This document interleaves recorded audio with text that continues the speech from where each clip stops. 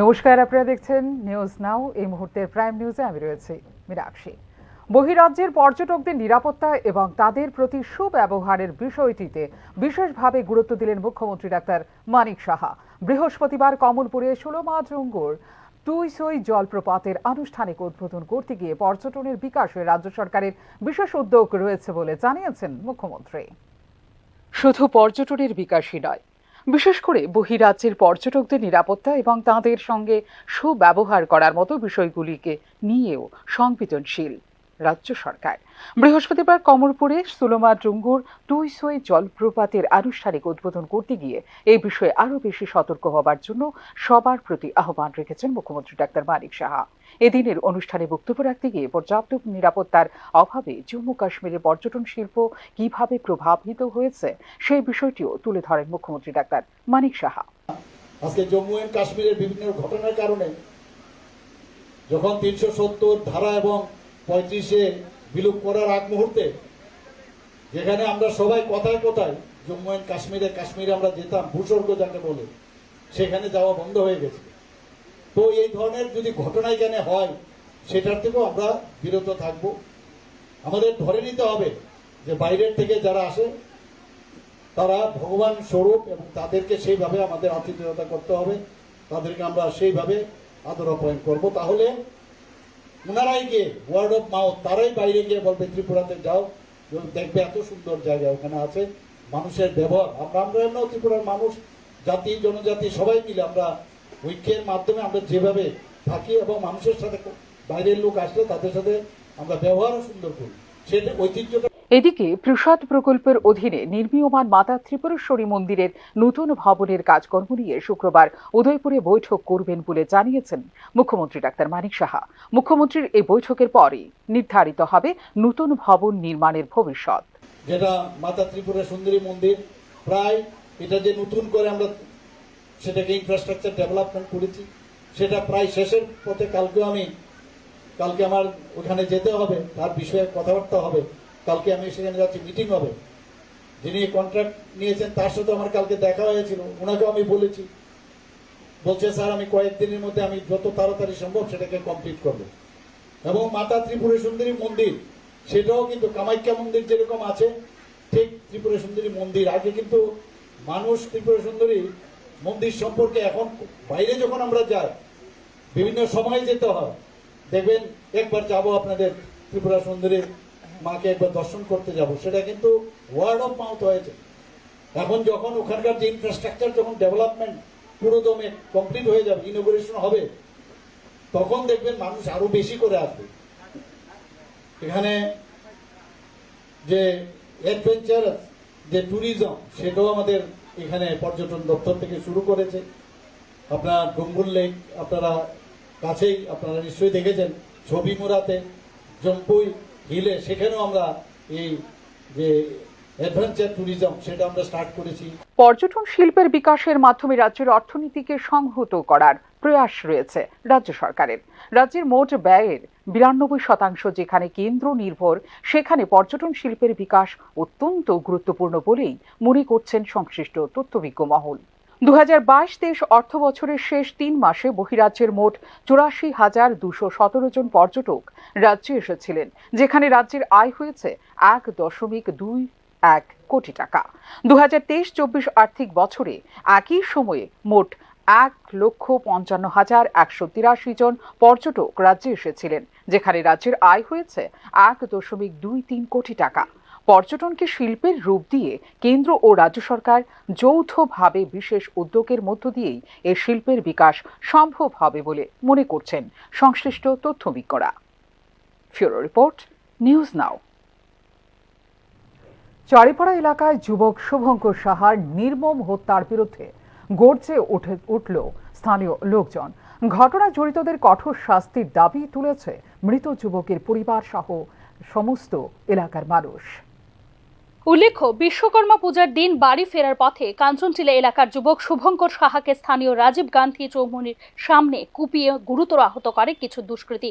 চিকিৎসাধীন অবস্থায় জিবি হাসপাতালে মারা যান শুভঙ্কর সাহা। হাসপাতালে ময়নাতদন্তের পর পরিবারের হাতে তুলে দেওয়া হয় তার দেহ। প্রচুর এলাকাবাসীর উপস্থিতিতে সম্পন্ন হয় শুভঙ্কর সাহার অন্ত্যেষ্টি কাজ। তরতাজা যুবক শুভঙ্কর সাহার নির্মম মৃত্যুর ঘটনায় জড়িতদের কঠোর শাস্তির জন্য এক বাক্যে দাবি তুলেছেন তার পরিবার পরিজন ও কাঞ্চনটিলা এলাকার স্থানীয় বাসিন্দারা। আর ঘটনা কোন জায়গাতে হয়েছে? ঘটনা হয়েছে আপনার লোকনাথ চৌমনি হইতে রাজীব চৌমনি মিডিয়া কয়টার সময় আনুমানিক? রাত্রে 11টা সাড়ে 11টা। যুবক শুভঙ্কর সাহার মৃত্যুর ঘটনায় এক অভিযুক্তকে আটক করেছে আমতলী থানার পুলিশ। তবে অধরা আরো বেশ কয়েকজন অভিযুক্ত। স্থানীয় মানুষের বক্তব্য, স্রেফ সন্দেহের বশে সামান্য ঝামেলাকে কেন্দ্র করে শুভঙ্কর সাহাকে হত্যা করেছে ঘাতকরা। আইতাছে হেরে বাড়িতে ফালাই দিয়া যেমনে ফাটছে এর উপরে হেলোকেটিরও তো ফাটছে না। স্থানীয় সূত্রের খবর, অনেকদিন ধরেই দুষ্কৃতীদের নিরাপদ আখড়া হিসেবে গড়ে উঠেছিল রাজীব গান্ধী চৌমুহনী সংলগ্ন আশপাশের এলাকা, যার কারণে এক যুবককে নির্মমভাবে কুপিয়ে মারতে বিন্দু মাত্র দ্বিধাবোধ করেনি বেপরোয়া দুষ্কৃতীরা। অস্ত্র হাতে এক ঘাতকের চিত্র মোবাইলে উঠে এসেছে ঘটনাস্থল থেকে। স্থানীয় থানার নাকের ডগায় কিভাবে ক্রাইম ডেন তৈরি হলো তাই এখন বহু চর্চিত মূল্যবান প্রশ্ন সংশ্লিষ্ট এলাকায়। Bureau report, news now. চোখ রাখছি পরের খবরে। বাজার নিয়ন্ত্রণ ও মনিটরিং এর উদ্দেশ্যে বৃহস্পতিবার রাজধানীর মহারাজগঞ্জ বাজারে অভিযান করেন খাদ্য দপ্তর ও সদর মহকুমা প্রশাসনের আধিকারিকরা। এদিনের অভিযানে সরকারি আধিকারিকদের সঙ্গে যোগদান করেন অরুন্ধতী নগর স্কুলের কনজিউমার ক্লাবের ছাত্রছাত্রীরা। বাজার নিয়ন্ত্রণে সচেতনতা বৃদ্ধি করা ও কিভাবে অভিযান পরিচালনা করা হয় সে বিষয়ে ছাত্রছাত্রীদের ধারণা দেবার জন্য অভিযান চালানো হয়েছে বলে জানান সদর মহকুমা প্রশাসনের কর্মকর্তারা। অভিযানে মহারাজগঞ্জ বাজারের বেশ কয়েকটি দোকানে বিভিন্ন অনিয়ম ও গড়মিল পাওয়া গেছে বলে সরকারি আধিকারিকরা জানিয়েছেন। এই বিষয়ে মহকুমা শাসকের কাছে বিস্তারিত রিপোর্ট পাঠানো হবে ও আইন মোতাবেক ব্যবস্থা নেওয়া হবে বলে দাবি করেন সরকারি আধিকারিকরা। যেটা ওষুধ মুদক, ওরা রানী ব্র্যান্ডের, তারা তেলের মালিক, তো তাদের যে অরিজিনাল বাসারের সাথে সরকারি নিয়ম ভঙ্গের কারণে এদিন বাজার থেকে আলু বোঝাই একটি ঠেলা আটক করেন খাদ্য দপ্তর ও প্রশাসনিক আধিকারিকরা।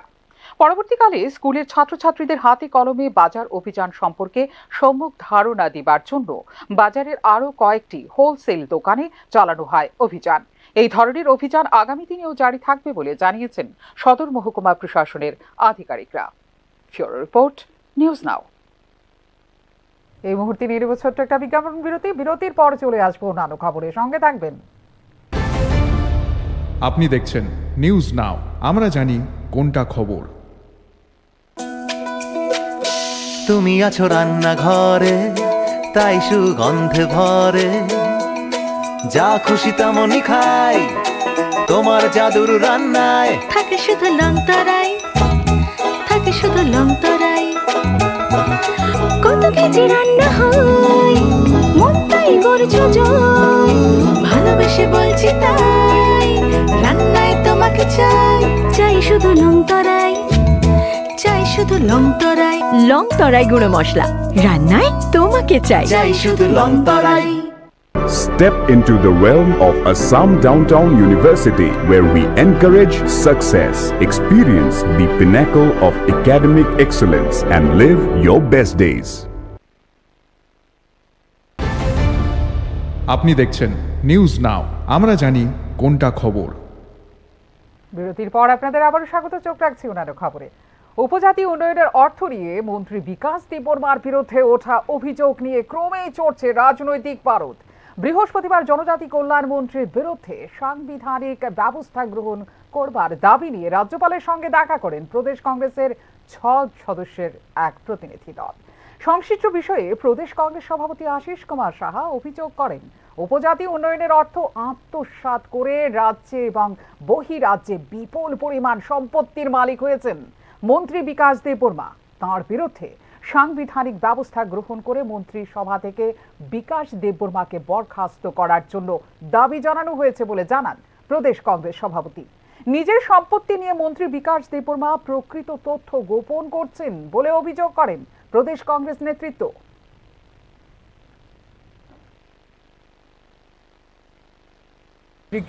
আপনার প্রয়োজনীয় নির্দেশ প্রদান করে অবিলম্বে ওনাকে মন্ত্রিসভা থেকে বরখাস্ত করে তার বিরুদ্ধে তদন্ত শুরু করা এবং এদিকে উত্তর ত্রিপুরা জেলা চোরাইবাড়ি থানাধীন পূর্ব ফুলবাড়িতে ডাকাতি শেষে ধর্ষণ কাণ্ডে মামলা এবং পাল্টা মামলায় গ্রেপ্তার হয়েছে দুজন পুলিশের। দায়ের করা অভিযোগ মূলে 13 সেপ্টেম্বর বৃহস্পতিবার রাত আনুমানিক 1টা নাগাদ 3 জনের এক ডাকাত দল পূর্ব ফুলবাড়ি গ্রাম পঞ্চায়েতে এলাকার আব্দুল মজিদের ঘরের জানালা ভেঙে ঘরে প্রবেশ করে গৃহস্থের অনুপস্থিতিতে ডাকাতি শেষে ধর্ষণ করে তার স্ত্রীকে। এক্ষেত্রে অভিযুক্ত ছিলেন প্রতিবেশী নুরুদ্দিন। অপরদিকে অভিযুক্ত নুরুদ্দিনের স্ত্রী চুরি সহ শ্লীলতাহানির পাল্টা মামলা করে আব্দুল মজিদের বিরুদ্ধে।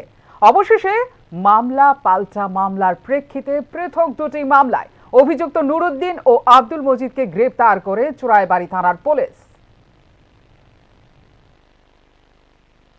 আব্দুল মজিদ ওনার স্ত্রী একটা কমপ্লেন করেন যে নুরুদ্দিন সাথে আরও 2 জন মিলে ওনার বাড়িতে ডাকাতি করে নুরুদ্দিন ওনাকে ধর্ষণ করে। তারপর ওনার মামলা পেয়ে আমরা যেটা কেস রেজিস্টার করি, যেটা চুরাইবাড়ির কেস নম্বর 3924। তার পরবর্তী সময়ে নুরুদ্দিনের স্ত্রী উনিও একটা পাল্টা মামলা করেন যে ওনার বাড়িতেও ডাকাতি হয়েছে, ওনাকে শ্লীলতাহানি করেছে। পুলিশ ও বন দপ্তরের নজরদারির মধ্যেই উত্তর জেলায় চলছে কাঠ পাচার বাণিজ্য। প্রায় দিন বিভিন্ন এলাকা থেকে উদ্ধার হচ্ছে চোরাই কাঠ।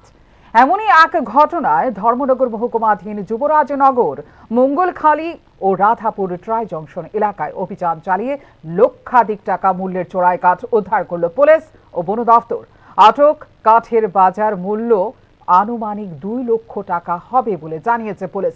তবে ঘটনায় কোনো ধরপাকড়ের খবর নেই। এই ধরনের অভিযান আগামী দিনেও জারি থাকবে বলে পুলিশের বক্তব্য। ধর্মনগর থেকে কিশোর রঞ্জন হোরের পাঠানো রিপোর্ট, নিউজ নাও।